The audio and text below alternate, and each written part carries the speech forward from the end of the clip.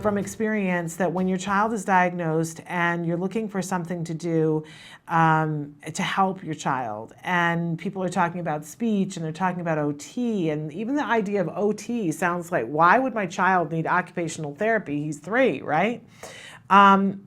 But they want to do an hour, and they want to do an hour twice a week, right? And you're like, oh, okay, well, if it will help, sure, we're going to do an hour twice a week for these things. And oh, okay, so it's an hour twice a week for the speech, and it's an hour twice a week for the OT. Okay, now we're trying to squish into our lives.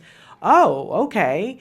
And then people start talking to you about quality ABA, and you're starting to get excited, right? Like, okay, this sounds cool too, and I'm hearing about all this progress, and I want to do that too. So, but where am I going to fit that in? Because I've already got 4 hours going on, and that's a lot for a little one, right?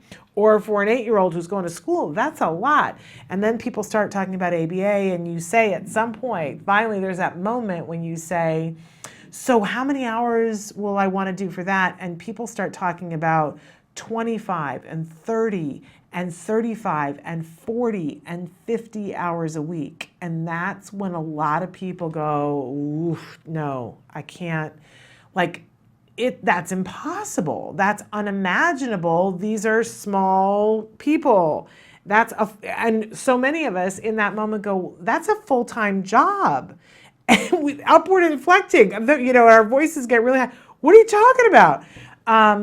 And it's emotional, right? To think about, where is our life in amongst that? And what about, when are we going to have time to go to the park? When do we have time for a play date? When do we have time to do Little League and ballet class and see our friends and family? And how are we going to make this work? And I have to work, and right? And you can't breathe. But I want to be really clear that sometimes if we want things to change, we have to be willing to change. And that it's not the rest of your life. It's a period in time in which you say, we're going to do something truly remarkable.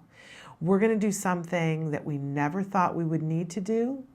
We're going to do something that maybe we don't know anybody else that's had to do. And that takes bravery.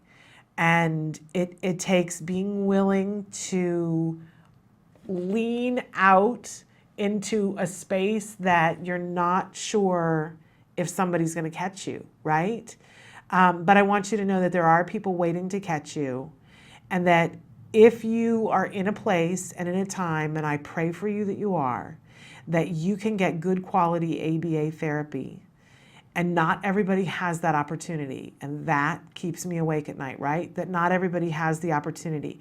But if you are someone who does have the opportunity, you are someone who has the insurance funding and has gotten the diagnosis, and somebody has written you a prescription for 25 or 30 hours or 12 hours a week, whatever the prescription is for your child, I want to ask you, I want to plead with you, I want to beg with you today to use every single minute of that you feasibly can. And by that, I mean every single hour that they are willing to and have someone to send to your door.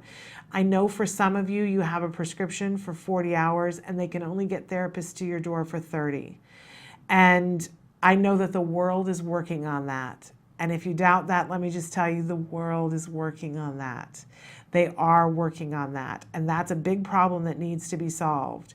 But while that's working on being solved, I'm going to be talking about this a lot in the coming weeks and urging every parent within the sound of my voice and every therapist within the sound of my voice to talk to the parents within the sound of your voice that use every single hour that you can get. My friends, I have seen what it does. I have seen the difference that 5 hours a week more can make in a life, across a life.